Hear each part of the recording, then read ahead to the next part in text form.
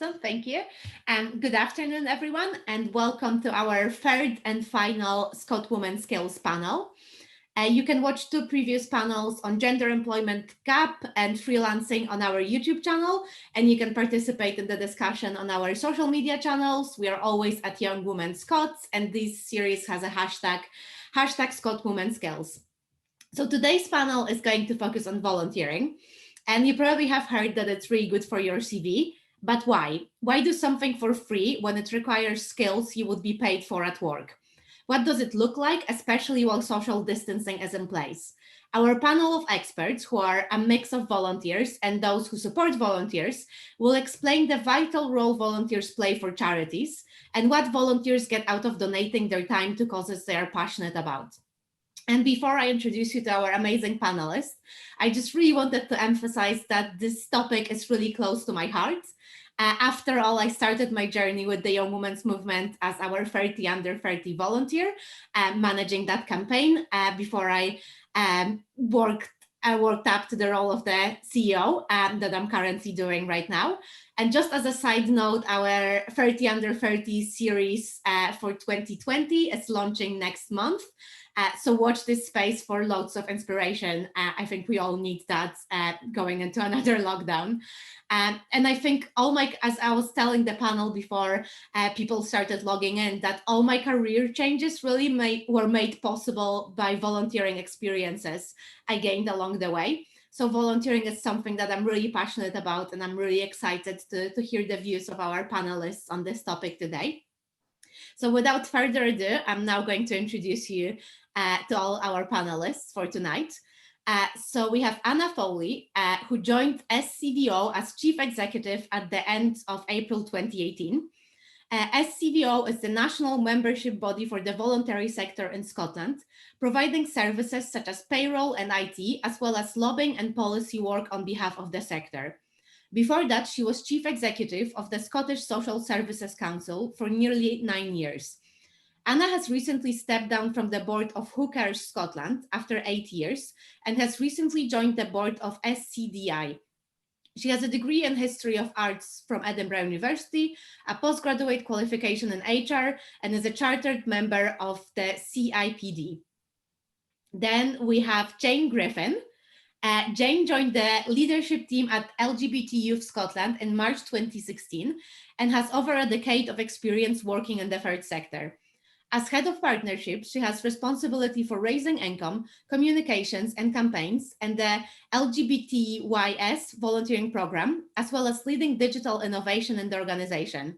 She's a keen volunteer, spending holidays with previous organization OYT Scotland in a volunteer C staff capacity. And you need to explain more about that, because it's something that we actually had to Google to make sure that this is not a typo. It sounds super cool. And she also sits on the organizing committee of Digital for Good, a voluntary group linking charities with tech experts. Then we have Laura McKendrick, who is our volunteer blog editor at the Young Women's Movement.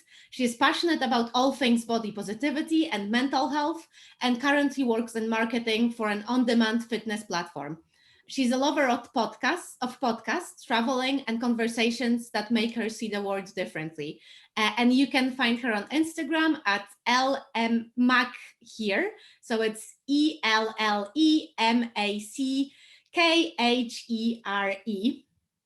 And then we have Iris Pace, who is based in Glasgow, and she's Italian freelance journalist, specializing in human rights, gender, and bioethics.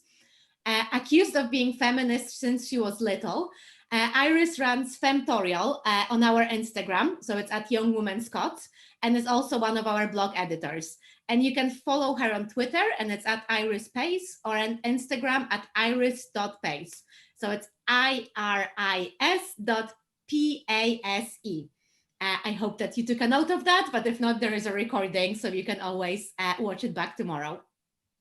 So just to get us started with the discussion, I have a question for all the panelists. And it is, could you tell us more about your journey as a volunteer or someone who is supporting volunteers? So who wants to go? So I guess I'll start. Awesome. after this moment of a really awkward moment of beginning. So as I've been introduced, I am one of YWCA's blog editors. I've been volunteering in general for roughly 3 years. I started in 2017 with several festivals, but I was living basically in the middle of nowhere in Italy, so there wasn't much for me to do. So when I finally moved to Glasgow, I was looking for kind of a regular volunteer place, and I wanted to find something that was kind of close to my heart. So I was looking through different associations about like human rights, women's rights, and as a feminist, I was really interested in YWCA's work. So when I saw they had this application for a blog editor, I just went for it. So it's been an amazing journey so far, because I have like the chance of reading like the work of absolutely amazing women with experiences so different between them, among them. So yeah, this is like my short experience so far. Yeah, awesome. And we're so glad to have you on board, honestly. Oh. I can follow up because obviously I have the same volunteer position as Iris. So I had initially looked up organisations to volunteer. So I was specifically looking for feminist organisations to volunteer for, and simultaneously I was looking for different opportunities to write, to kind of submit writing. So as someone who works in marketing, quite passionate about writing, and was wanting to kind of just practice that in my own time. So I found the YWCA website and signed up for their newsletter. And at the time, they were organising an event to encourage bloggers to come together and to kind of just basically have like a bit of an idea session. So I went along to that, and I thought it was amazing. I met the different leaders of the organisation at the time. So it wasn't Patricia, it was Cara who was leading the YWC at the time, and it was just a really great experience. I really enjoyed speaking to everybody who had similar interests as me, and yeah, it was a really good experience that I had then with the organisation. And that was maybe not the first time I'd volunteered. I had volunteered for an event previously. A few years before, just to get some more events experience for my career. And so yeah, I had a really good experience. And then when I saw the position came up for an editor for the blog, I applied for it. And yeah, I've been with YWCA since. So I think that's maybe going on 2.5 years. I've kind of hogged this position, it feels like, but it's something I really, really enjoy. Being able to, like Iris said, being able to read about the work of different women in Scotland and just hearing all the different ideas and issues that people are raising is something which is just amazing, to be able to kind of help people share their lived experiences through writing and through volunteering with some of the skills that I have. Yeah, and yeah, just a note for everyone that you can see all the great blogs that both Iris and Laura have been editing on ywcascotland.org. And there's just so much, especially over lockdown. I feel there's been so much content on our blog on such a wide variety of topics. And also some of them were submitted by Iris and Laura. So if people are looking for interesting feminist reading from very, very diverse voices and on all sorts of topics, it's a really good place, especially, I don't know, for coffee breaks at work, just to find a really cool short story and follow it on. So yeah, thanks for that, Laura. And now Anna or Jane, who wants to go next? Will I clarify what my C staff thing is so that everybody can stop wondering about it? So I do a bit of volunteering myself, as well as taking care of volunteering at LGBT Scotland. Before I worked here, I used to work for OYT Scotland, which is Ocean Youth Trust. And they basically take young people on residential sailing trips on these huge yachts on the west coast of Scotland. And I went to work for them because I used to love sailing when I was younger, and I hadn't done it for a very long time. So I was working as a fundraiser in their office, but one of the perks of the job, let's say, was that I used to be able to go out and meet the young people from the boats and hear about the amazing experience they had. So when I came to work for LGBT Scotland, I stayed with OYT Scotland in a volunteer capacity, and I am one of their C staff, which basically means that I'm one of the group leaders that goes away, that is a volunteer with OYT Scotland, that teaches the young people on the boat how to sail. And also we do a lot of youth work as well while we're doing that. And it's just an amazing experience. So I still get the best of both worlds. I get to work slightly closer to home on the East Coast, and I don't have to travel too far. But I also still get to really experience the amazing stuff that OYT Scotland do. So obviously they've had a bit of a nightmare of a year this year, because it's not so easy for our outdoor centres to be able to actually continue their work. And the work that they do is so needed. I've actually taken young people from LGBT Youth Scotland on residential voyages with OYT, and to see the difference that it makes, that 5 days at sea where you can't escape, and you've got to do everything from cleaning the toilet to pulling up the sails. It can be really life-changing for young people. So it's an amazing volunteering experience to have. And also it lets me see youth work on the ground, because I sit on a leadership team of a charity that's a youth work charity, but I'm not a youth worker myself. So being able to do that in my volunteering time is really important to me. From the LGBT Youth Scotland side, I sit in the leadership team and I'm responsible for volunteering. We've got a volunteer coordinator that does all the day-to-day work with the volunteers in our organisation, and we couldn't do without volunteers. Our staff team, there's probably about 40 of us, and a lot of them are sessional workers who maybe come and run a youth group for 2 hours a week. And our volunteers, there's about 90. So we're volunteer heavy in our organisation, and we absolutely couldn't deliver the services that we do for young people without our volunteers. It's so important.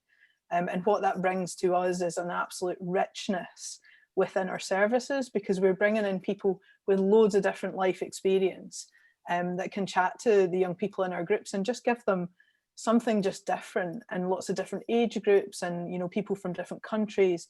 And having all those different experiences is really important for young people to hear about, particularly if they're feeling really isolated, which a lot of LGBT young people are. So it's really important to have those role models in their lives. So for us, volunteering is absolutely key. And for me as an individual, it is as well. And many of our staff across the organisation have been volunteers. Lots of them have been volunteers with us and are now staff members. So that just shows you the importance of volunteering. Quite often for us, it is a route to try something new out, or to get the experience in something that we're really interested in. But it's difficult to get a job, and especially just now with the pandemic, we're seeing so many people coming out of work and looking for jobs, and it is a struggle. And actually getting some volunteering under your belt and getting that experience not only can really help a charity and make a big difference to the people that the charity supporting, but also it's good for you because it gives you that depth of experience that otherwise is really quite difficult to get. And sometimes it opens up the opportunity to work at that charity, as we see in our own experience. So it can be quite important to kind of change everything in your life and to become part of a family, really, in a charity. We say that quite often at LGBT Youth. We're a real family, and we include our volunteers in that, because that's the feeling that we want to give to young people, that level of kind of support and help there. So yeah, I think volunteers are absolutely key to everything in the Scottish third sector, and I'm sure Anna is about to tell us a bit about that, and I agree with that from your perspective. I'll pass over to you, Anna. So I've got two perspectives. One is us as SCVO, and one is me as well. So from the SCVO perspective, there's about 40,000 charities or voluntary organisations rather across Scotland, and 2,500 of them are our members, but only a quarter of them have got any paid staff. So that puts it into perspective that the vast majority of people in the voluntary sector are actually volunteers, though that does actually create some confusion when you talk to people in positions of power who think, oh, it's the voluntary sector, why do you get paid? And that, when that comes from a politician, it's a bit of a worry. But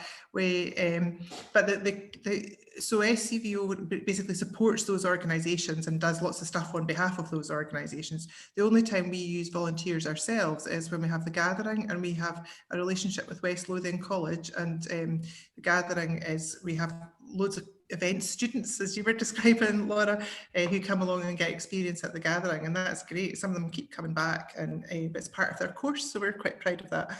But a lot of our members, obviously, most of them rely entirely on volunteers, and that could be anything. It could be the Beekeepers Association, it could be the Scouts, it could be community transport, it could be Amnesty Scotland, it could be a village hall, it could be, you know, anything, absolutely anything. It's fascinating. I just totally love looking at the plethora of members that we've got in different organisations. But the one thing they all have in common is that they are run by volunteers.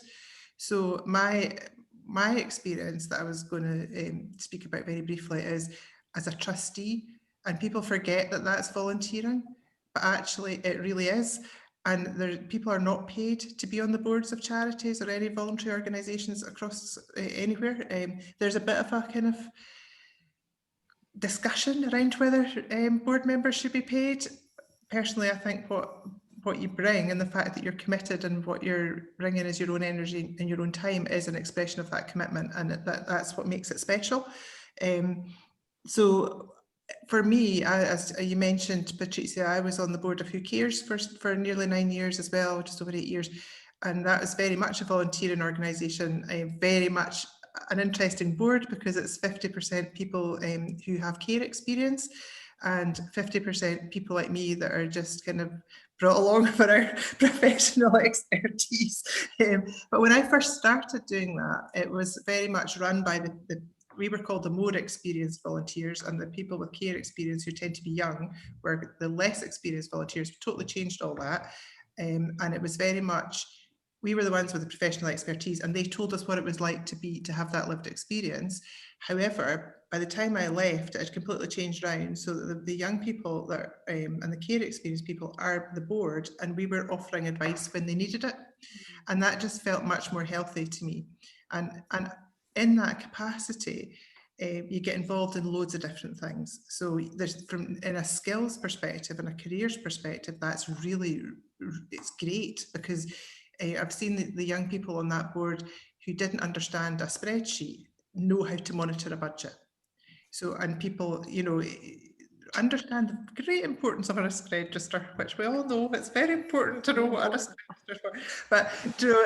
But so there's all that really prosaic stuff of governance that you have to, actually it's really useful, how to minute a meeting, even things like that. It's basic skills that are useful. But there's also having a voice, being confident to give your views on things, to interact with people. Really, you can get so many skills from being a trustee, and I would really advocate to anyone who's participating in this that we can't see, that if you fancy being a trustee of an organisation, of a voluntary organisation, it's really worthwhile, and we really need them just now, especially because of the impact of COVID and a lot of people being shielding. We really need young people to be doing it. We need young people as trustees, so I'd really encourage that, and happy to hear from anyone to give some advice about that if they would like. Yeah, absolutely. And yeah, and I would second everything that everyone just said, and especially I would say from a perspective of someone who is doing recruitment, like I would treat voluntary experiences absolutely equally as any paid opportunity. Like I would never kind of separate them, and I'm always surprised kind of seeing forms or application forms that separate them into two different things, because I think you can get amazing experience and you can really try different things, and you can learn new skills, and you can make those connections. So as long as you have time, and you can be really flexible with volunteering.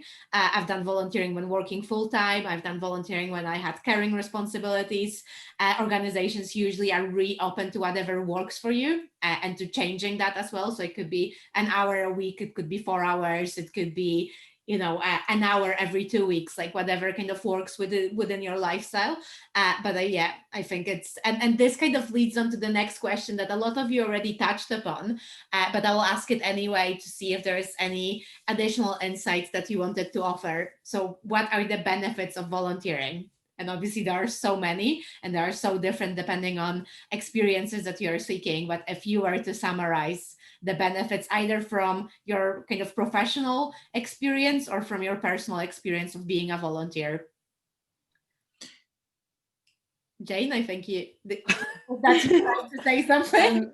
I think from a personal perspective, it's about what you get out of it for yourself, and it's about picking the right place to volunteer so that you're getting as much of something out of it as the organization is, because it should be a mutually beneficial relationship. It's not about you doing a job and not getting paid for it. That's absolutely not what volunteering is about. And if you're in a volunteering role and you feel that that's the case, then you should probably go and volunteer somewhere else, because that's not what volunteering is.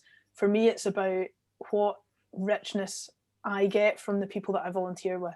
So I hope that I give something to them as well, but I volunteer with young people, and they're from loads of different backgrounds. And I'm generally, I don't have kids. I'm not known to be somebody who's dying to have kids or like loves young people necessarily, even though I work in youth work, which is really strange. But actually it's something that's what I get out of it, is that the amazing stuff that people come out with and the things that I learn from the young people that I volunteer with and that I work with every day at LGBT Youth Scotland. I mean, every day is a school day for me. And it's just amazing, and it helps me in my career. So it teaches me things that I wouldn't probably learn elsewhere. You get such different experiences from work, and particularly with young people, I think, that training will not give you. Training will not give you that, to learn that leadership that you'll get from spending a week in the company of a group of really mixed young people in really bad weather on a boat while everybody's been seasick. These sorts of things are the things that you get out of it. And from the experience that I've got of working with volunteers at LGBT Youth Scotland, everybody gets something different, I think. Some people are volunteering because they want to get that experience to put it on their CV. And that's fine. If somebody comes to us and they say, I really want this experience because I want this job in the future and I need that and I can't get a job in it until I've got the experience, then we will happily bring them in as a volunteer if they've got something to give. And they get that experience. Now, our hope is that they love volunteering with us so much that they can't walk away, and that quite often does happen. But also there's people that are there for a short period of time. They're maybe in the country at university or something, and they want to volunteer maybe with an LGBT charity because it's close to their heart, and that's fine as well. And if they're coming on saying, right, okay, well, these are my skills, this is what I'm interested in, I'm here for X number of months or X number of years, what can I do to help? We will find something. If there's something within our organisation that somebody can help with, we'll find a way to let them do that, because we really appreciate all the assistance that we can get. And that's across everything. Yes, okay, we do a lot of youth groups, so there's a lot of volunteers who help us deliver youth groups, but there's so many other things that people can be involved in. And it's like the weird and wonderful, like Anna was saying about being a volunteer as a young person on a board and learning about spreadsheets and budgets. I mean, the volunteers that we've had in through Bizarre Conversations at a Lift, where they've come and done tech stuff for us that we've gone, this is life-changing. We would never be able to pay for that if we had to pay for a professional to help us. So all these things are just amazing. And then you get the weird and wonderful that, somebody who I was speaking to at an event last year, the year before, who said that, what different skills have you got? Well, I can teach penguins how to tell the time. And you're just like, oh my God, I mean, how could that possibly ever be useful? But it might be. It might be. So there's so many different things that, that you can give to an organisation as a volunteer. And it's about finding your fit and then having that benefit of having all these other awesome people round about you who want to do the same. And then suddenly you've got a whole community. And that's really powerful, I think. Yeah, that's great. Thank you so much. Does anyone want to add anything to that? Yes, I actually really agree with Jane in saying that we shouldn't see volunteering as just kind of unpaid work, but it should be something we're really interested and enthusiastic about. Because what I've personally experienced as a volunteer is that, well, first of all, you have a sense of community that you usually don't have maybe like in a job. If you're lucky, you have it, but it's not like something that is so easy to find. Whereas if you're really interested in a cause, in a topic, in anything like in a specific organization, you're more likely to make friends and feel like, as I said, a community. And also what I found is a great freedom in, for example, like experimenting things, which is like something that you don't have in a job, because of course people like have expectations of what your work should be, either if you're paid or if you're doing unpaid work. But if you're doing just some volunteering for a charity, if you have an idea, they're more likely to take it up. That's what happened with me and for Victoria. It was just like, oh, I have this idea. What do you think? We tried it out and it worked, but I wouldn't have the same freedom in a job, for example. Yeah, absolutely agree. Oh, Anna, I think you're on mute. Sorry. I just it was bound to happen. How many minutes in was that? So just to mention, we've been talking quite a lot about young people. There's also something really powerful about older people, about volunteering for older people. So I think my mum was a teacher. She retired. Her identity was completely bound up in being a teacher, and she went to be a volunteer at the Citizens Advice Bureau. And that, apart from her suddenly realising that not everyone got the holidays that teachers get, she was horrified. It really gave her a sense of self-worth, and it's really good for your confidence. It's good for knowing you're contributing. And one of the things that's happened over the course of the pandemic is having a lot of older people having that taken away. Some of it's coming back, though probably going backwards a wee bit just now, but that feeling of your identity is bound up in what you can give. And I think that's great, and it's something we really need to think about just now in the current context about how the shape of volunteering can change, so that it's not just about turning up and doing a thing in a place, but you could actually volunteer your skills in another way, because it really does have a positive impact on mental health, that sense of belonging that everyone's talked about, but that sense of confidence and identity as well. I think that's also, sorry. Oh, you go. That's exactly the kind of thing that I was going to say. Is like, for me, when I first started like trying to apply for marketing jobs and communications jobs, it took me like a year of like continuous like applying, having interviews and things, and that really knocked my confidence. And so then when I was in a position, it was a public sector position, which was like a fixed term contract. So once that finished, I kind of found myself in the job hunt again and all that kind of thing. So for me, being able to volunteer and kind of know that you do have a skill that is of a value to an organisation, even if it is something which is more sporadic than a kind of weekly commitment or something like that, that definitely has done absolutely wonders for my confidence and my abilities.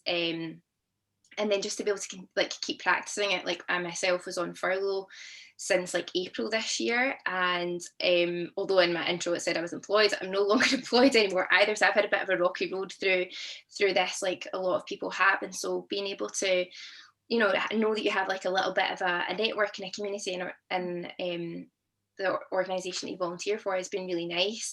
And I've had a few kind of job recommendations, or like people have sent me a few links from the organisation, and I really appreciate that. So it's little things like that I think really kind of can keep you going and make you feel a lot more confident in skills that there's lots of people out there that can do the skills, but to be able to know that you can still bring value to an organisation, I think is really good for your self-esteem and your like worth as well when things get a wee bit difficult. Yeah, I had a really like similar experience when I first moved here, because of course I was coming from another country, and I was trying to settle down. I wasn't studying yet, so of course you didn't have that university environment that kind of protects you and makes you make new friends. So of course, like, being part of an organization is really nice, because you get to meet people who are like-minded, and so that can really change like your experience of a place. And I feel that like volunteering for YWCA really did that for me, because I was of course like on my own here, and everything was new. I didn't know where to turn. So yeah, I think as well what Laura was saying about the importance of volunteering when you're applying for a job, as somebody who we've been doing quite a lot of recruitment in the last wee while, and the number of applications that we get, particularly at the moment, is really high for every single post. And a lot of the time, the people that are applying have all got the same experience. They've got the same work experience because they're applying for a post that you've told them what experience they need. And then if they're all the same, how do you decide? And one of the things that can really stand out on a CV is if you've done some volunteering and you can talk about it in a passionate way. And for me, as somebody looking at recruitment, that will make the difference for me between me picking somebody for an interview and not, if they have the same experience and that volunteering stands out. So it is really important from a lot of perspectives, I think. Yeah, I couldn't agree more. Like, that demonstrates that kind of extra passion Yeah. And if you have hundreds of applications, like this is what we are experiencing right now, it could be a great way of boosting your CV. Makes you stand out. Yeah, exactly. And yeah, before we move on, like obviously, if anyone has any comms or journalism or blog editing jobs or needs, like make sure that give us a shout either on our social media, or we are hello@ywcascotland.org, because both Iris and Laura are looking for opportunities, and I could not recommend them more. So if you're tuning in and yeah, that's something that you're looking for, they're the best that you can get for sure. So yeah, the next question, and that one is directed actually at Iris and Laura specifically, and you alluded to that in many ways already. But if you were going to summarize, how has volunteering supported your career development? Is there anything sort of in particular that you feel volunteering has helped you with in terms of kind of boosting that CV? I think I can just say briefly, like through the applications and stuff that I've been doing recently, I've found a whole number of different ways to make my volunteering experience relevant, whether it's the organisation itself has a specific kind of feminist perspective and they're helping in that regard, then I know that I can relate in a really like personal way that I feel really passionate about and kind of have that evidence. So I think probably recently I've been able to like apply my experience in 4 different positions, and it gives me something really nice to be able to talk to interviewers about as well. And it makes me feel a lot more like relaxed. And so I think the number of interviews I've been doing has definitely helped my confidence in interviews. But yeah, just being able to speak about something that you're passionate about and show, it's another way to show that you're willing to kind of put in that extra work for people as well. I think that so far the experience that the kind of feedback that I've gotten is that people really value that you're, you know, willing to do something that's like outside of work hours, or you have that flexibility. So I think that's been the kind of standout thing for me, is that it gives me something that I get to talk about, that I'm passionate about, and yeah, they can see that you're willing to like do that bit extra, go the extra mile. And I think that's something which will like continue to help me in my career. Yeah, I've had a similar experience to Laura, and the only thing I would add is that it really kind of boosted my confidence. So like there are positions that I would never have applied like a year and a half ago, but that I do now because I've had that you know, like experience with people, see just so what my skills are and how I can adapt them. So I think that really changed the way I even see myself and my career development. And it also kind of taught me that so I had at the beginning of the pandemic, it was kind of a difficult moment for me because of course it was difficult to get, like, for example, articles through, all that kind of stuff.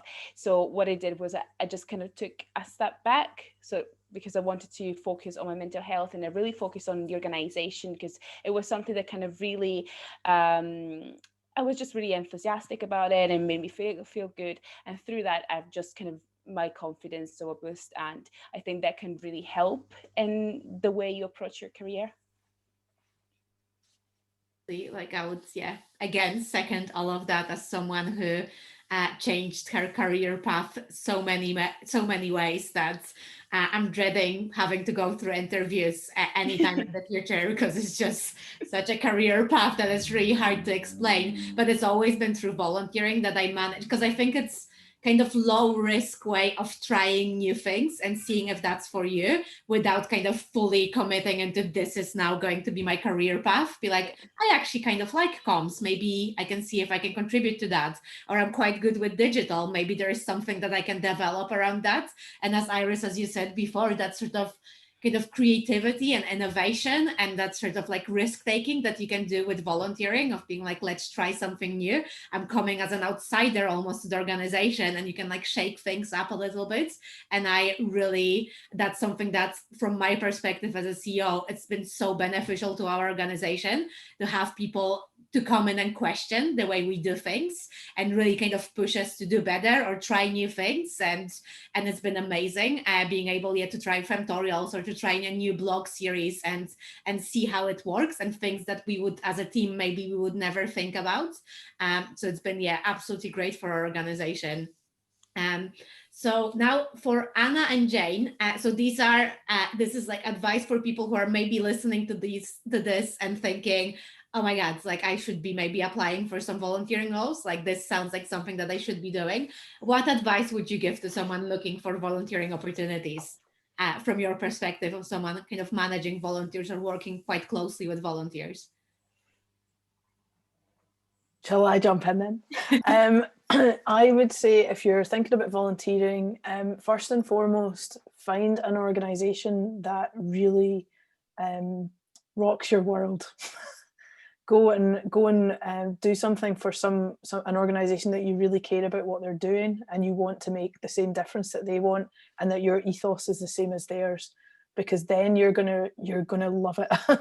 If you pick the wrong organisation and you just think, I'm going to do some volunteering, I'll just pick the first one off the shelf, you're not going to have as rich an experience. It's not going to be as enjoyable for you or for them. But if it's something you really care about, then that's where you'll just find so much from it, and you'll get so much more from it. And so will the organisation that you're volunteering with. So that would be my one thing. And then look at what your skills are and what you want to get out of it, and be really honest with them about what you can do and your weird and wonderful skills that you might think that they won't use. Share it with them anyway, because who knows, that could be the one thing they go, oh my God, we've been waiting for somebody that can do just that very thing. And it could be really, really exciting. So that would be my 2 tips. Yeah, I would agree with that. I would think they should go for something you're really, really passionate about and really interested in, something you really care about, because that's where you're going to give off your best. But you also might discover that you really care about something that you weren't aware of before. I suppose I'm thinking, like, my friend volunteers for the Ocean Youth Trust as well, and she's a relatively recent convert to sailing, but she just was immediately blown away by the whole thing.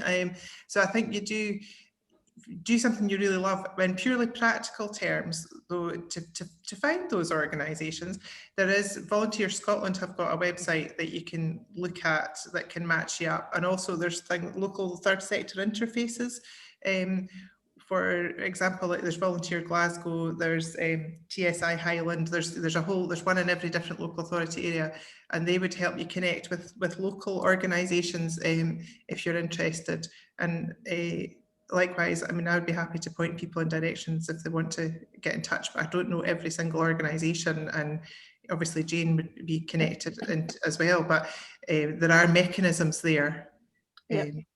Volunteer Scotland's really good, so we tend to hook in with them if we're looking, and we'll put stuff on our website. So Dr. Google is definitely the way. If there's a topic that you're really interested in, have a Google, see what organisations in your area are working in that area of kind of whatever it is, and have a look on their websites, because I mean, we have a volunteering section on our website, and we put all our volunteer opportunities on that. So we bring in like 3 or 4 cohorts of volunteers every year now in set bundles, so they go through rigorous training to introduce them into the organisation and get them confident in what they're doing, so that they feel comfortable when they go in and start volunteering. And it also lets them meet the other volunteers as well. So most organisations will have a system in place, and they will advertise that, because volunteering is so important to us all. So it's fairly easy to find. It's just about getting the right organisation that fits you. Yeah. Yeah, and on that note, sometimes it's also worthwhile just getting in touch with the organization, seeing if they have any additional volunteering opportunities, or kind of almost creating a role for yourself. If there is something that you see that organization is doing and you think like, oh, they would be really great on Instagram, but they only have presence on Twitter, like just give them a shout and say like, I'm great on Instagram. Like I would love to help you set up an account and support you with running that. Because most, especially like I come from a really small charity, and most small charities will be looking for that sort of innovative, like new ideas, and will create opportunities for you. So even if you go on the website and you don't see anything there for you, come up with an opportunity for you and pitch it to them, because there is a really good chance that they will say yes.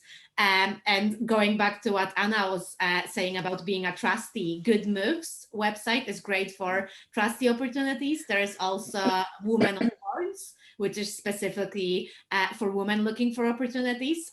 So I would definitely recommend both of these. And don't think you don't have enough experience to be a trustee. As Anna said before, like we need people with lived experience. We need people who have an understanding of whatever that issue is that that particular charity is tackling, beyond just someone who has loads of accounting experience or someone who has like legal sector experience. We also need the people who have the lived experience and interesting perspectives to bring to the board, and especially young people. I feel like that's something, again, that we as an organization feel really passionate about, that young people actually have very relevant experience. It may be not in years, but it's definitely in kind of knowledge and lived experience. So go for these opportunities. Don't feel like it's only for someone who has 20 years of professional experience. It really is not.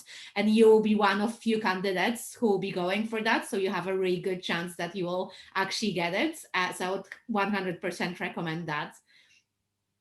So the next question is one of those like harder questions because it's relating to the pandemic, but I feel like we need to ask how the volunteering kind of evolved during this pandemic and how have organizations adapted. So it's again, probably Jane and Anna, you would have most relevant experience, but Iris and Laura, if there's anything that you have seen kind of from your experience as a volunteer, how has things have changed since the lockdown started in March in terms of supporting volunteers or being a volunteer? So for us specifically, it was difficult. I'm not going to lie. I mean, we took the decision to close all our face-to-face youth groups, which is our main kind of where our volunteers mainly help, back in March, and that was it. And we didn't have in place a way for our volunteers to engage, so we quickly moved our services all online. But it wasn't a plan for any of us. It wasn't a planned thing. So then we had to really think about, well, how do we engage our volunteers, and how do we keep our volunteers involved, and manage safeguarding and all these things that we've now got to do digitally that we've got to think through. So we took a step back, and we had a bit of a gap where we kept in touch with all our volunteers and we told them exactly what was happening. And we were just about to bring in a new set of volunteers for training, so we had to put them on hold. But we kept in touch with everybody, and then we had a good old think about it, and we took a month, and then we spent a month training volunteers on how to use our new platform that we're using for our youth work, which is on Discord, which is something that gamers use. I am not a gamer, so I've had to learn it too. But our young people wanted to see us on there, so that's what we've been using. So we trained our volunteers on how to use it. We asked them first, did they want to help us deliver groups digitally? Were they interested in that?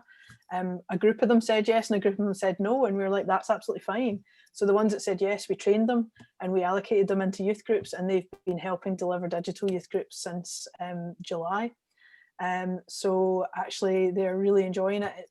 It's different. It is different to what we're used to, but it's worthwhile, and it means that there's a community there for young people. So it's really important, and having their volunteers there, that familiar person that they're used to seeing in group that they can kind of chat to on a weekly basis it's really important, whether it's face-to-face or it's digital by text chat or video call or whatever.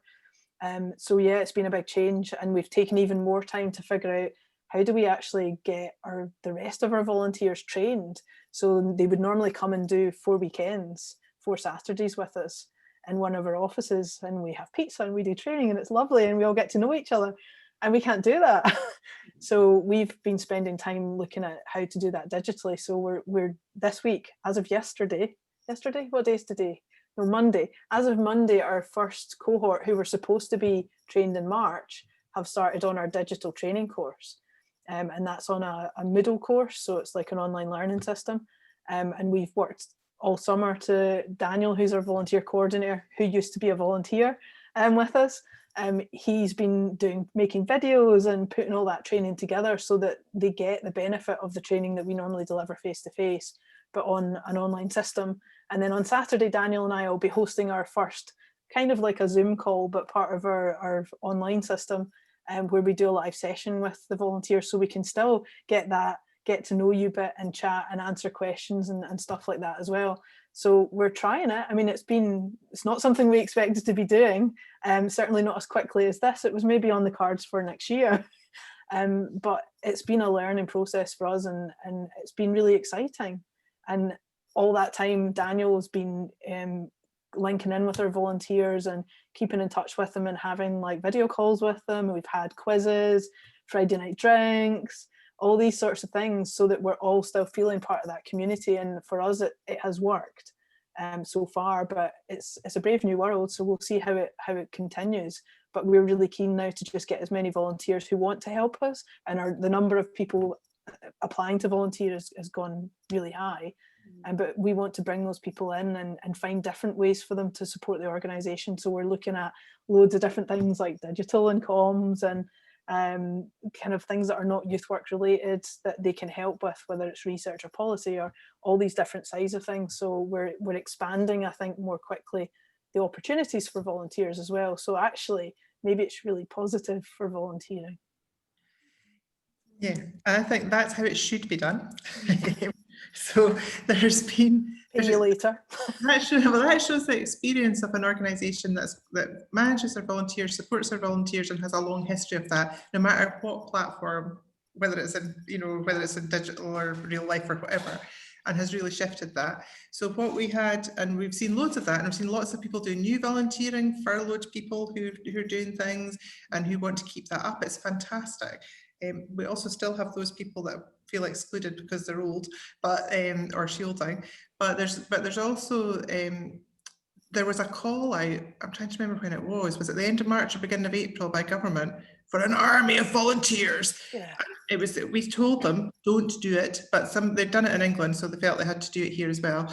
And there are loads of people who volunteered through that who haven't had a peep out of anybody because it went to the public sector. Now, some councils have done really well at getting in touch with people. Lots of councils haven't. So there was like 50,000 or something people volunteered through that, and a small number of them have had any contact. What they should have done is spoken to people like you, Jane, who have got experience of it, and thought, how do we keep this? Because we can't use them safely. It was a reckless thing of government to do, to put out the call, because there was nothing for them to do safely. But they should have thought about keeping that momentum and that enthusiasm in a way that didn't make people think, oh, well, what was the point of that? You know, I volunteered and I couldn't. I mean, I know so many people who were in that position myself, just randomly, but hear about it all the time. So I think there's ways of doing it, and what you've described to me is a gold standard. Yeah. It's hard though. I mean, you do need to think it through, and it's about having the tools, but we didn't necessarily have all the tools in place. So it was then having to innovate really quickly, and that's where volunteers can be really helpful, because they bring that external experience where you're sitting in your bubble in your organisation going, oh my God, what do we do now? And then suddenly you get a volunteer going, oh, what about this? And you're like, oh, why did we never think of that?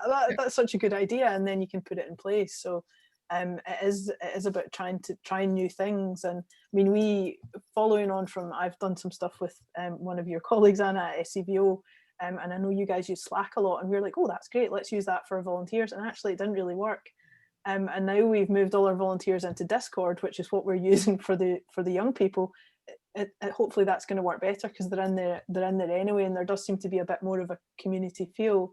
But it's just trying things and going, do you know what, that didn't work for us, so we'll try something else. And it's not being afraid to get it wrong as well, and to, you know, put your hands up and go, oh my God, I'm so sorry, we've dropped the ball on that, we should have got in touch with you sooner, or we should have checked in, or this hasn't worked for us, so we're going to change it. And we ask our volunteers, so we involve them a lot in making these decisions, which feeds into a question I saw in the chat about power dynamics, which is so important in volunteering as well. So in everything that we do, like when we developed our strategy, we went out to lots of stakeholders, including our volunteers. So we did roadshows around the country with our volunteers so they could feed into that, and then we fed it back to them. And we do that kind of on a recurring basis. It's about, you know, everybody's part of the organisation, whether that's young people, whether it's funders, whether it's volunteers or staff. So everybody should have a say, and that's how we try and do it. We don't always get it right, but we do try to kind of make it as easy as possible to engage with us. And I think that's what organisations should be looking to do,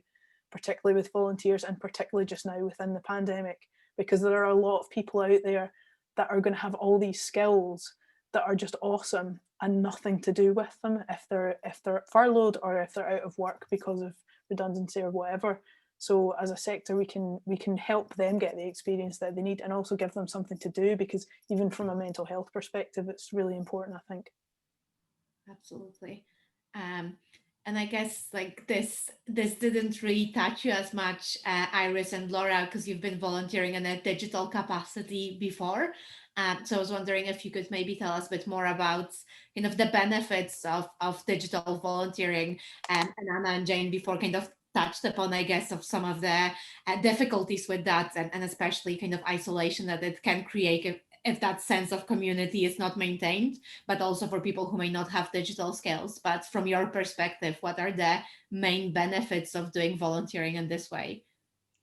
Well, first of all, for me, it's quite accessible. Like, I don't have any impairments or any like problems, or I'm not shielding, but for people who are, that can be a great chance to still keep, volunteering, do something you care about, but without actually have to be in the place of the organization or, I don't know, the event, for example. And apart from that, I really like the flexibility, because sometimes you have maybe a really busy week, but the week after is, kind of like you have more time off. So if you're working as kind of a digital volunteer, then it's just easier to organize your own work and in your own time. So that's what I kind of appreciate the most. Yeah, exactly. That's the same kind of thing I was going to say, was like the flexibility of it. Although there's different periods of time where we have to do more, like the 30 under 30, for example, in previous years, although it's been handled wonderfully this year by Eleanor. It's been so great, it's been so much more smooth. But, if you know that those kind of times are coming up, and you can kind of try and plan, but it's really the flexibility of it. And even then being able to, if we were working in the office, I would think maybe, I've got an hour during my lunch, if I have to do something, then I know that I can like do that now. So if, for whatever reason, if you're tight for time, I think it really allows that level of flexibility to be able to make it work for you, which I think is then important, because you're not going to grudge your time, which I know you shouldn't anyway, but like, we can all be really busy sometimes. So yeah, really that flexibility is a really, really big benefit. And I guess going back to what Jane was talking about, maybe that's maybe not the future of volunteering, but thinking about those different, more accessible sort of digital ways of connecting with volunteers, and creating that community is maybe something that that's the future that we are heading towards. Even if we go back to face-to-face delivery, having like, I know from my perspective, like YWCA Scotland will continue doing digital events, and will continue doing panel talks like this one, not at venues, but also on Zoom. So everyone from across Scotland or people from all over the world can actually tune in.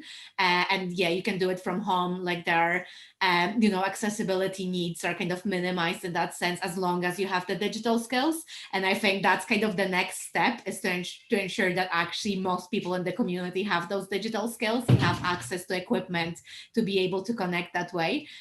So it's definitely something that's beneficial, and it's so amazing seeing organizations like LGBT Youth kind of exploring different ways of doing face-to-face volunteering, of doing youth groups. Like, I think it's, it pushed our sectors suddenly kind of 10 years forward. It's always something like, I feel we've been talking about it forever, but we've never really had time to implement those things. And now we are forced to do it really quickly. And it's actually, that innovation is great. So we'll be definitely chatting with you, Jane, in a couple of months' time to see how it's going. And it would be great to share it across the sector as something that so many organizations could benefit from. So we only have 4 minutes left. So I think I will bring that, it just went so quickly, it always does. But I will bring that question, Jane, that you alluded to, the question from Q&A, because I think it's a really good question to end on. So it says, a few of you have touched on power. Do you think we need to rethink how we talk about, include, and build from volunteers? They often have none of the decision-making power outside of trustees, and do the boots on the ground work. How can we reframe volunteering as an empowering experience? a big question, so I'll give you a Big second. question. to Very digest. good. I feel that you've kind of I said quite a lot about this, Jane, and I think that actually that's a really interesting question, because everything we've said so far is volunteering should be and can be and often is a really empowering experience. So that comes back to volunteer in a place you really care about and that you're really passionate about, and if you don't feel you're getting involved, then consider whether that's a place you actually want to volunteer. I know there are some people who just want to turn up and do a good thing and go away again, and they don't want that level of involvement in decision making or being part of the organisation. But others who are more like what you've all described here today is it's about being part of a family, it's being part of a movement, it's being part of an organisation and being influential. Then that's a different organisation. So, and it's about the ethos and the values of where you're volunteering, I think. So choose carefully. And I think from an organisational perspective, it's down to the organisation to empower their volunteers and to listen to their volunteers. So if you're, hello dog, if you're very reliant, it's dinner time, if you're very reliant on volunteers and they're such an important part of your organisation like they are for us, then why would you not listen to their voices? Because they know so much, they have so much experience between them, and it's so diverse. So it would be madness. You're not doing your job properly as an organisation, I think, or as a leadership team, to not take that into account. It's critical in your thinking and your strategy and everything that you're doing. So just do it. Dylan says just do it. Yeah, I didn't even need like time warnings. Your dog just came over saying like, okay, wrap this thing up, I'm ready for dinner. But yeah, we're bang on time. We have a minute, so if there are like any last thoughts, anything that anyone wanted to add to it in terms of your volunteering experience or opportunities for volunteers, or if you have a pitch or if you have an event or anything that you wanted to talk about, you have a minute to pitch that, but if not, we'll wrap things up. Oh. All good. So yeah, thank you so much for joining us today. It's been great to hear about your experiences, both as people who are volunteering. I think all of you are volunteering in one way or another, but also as people supporting volunteers. As I said, like I think it's such a valuable experience, and I would 100% recommend it to everyone. So have a look for the right opportunity. If you're looking for opportunities, give us a shout. Maybe we'll be able to point you in the right direction. If you have questions for any of the panelists that you didn't manage to ask, or if you're listening in the future on YouTube, just get in touch with our organization, and we can pass these on to the panelists today, and we can connect you. So thank you so much for joining us today.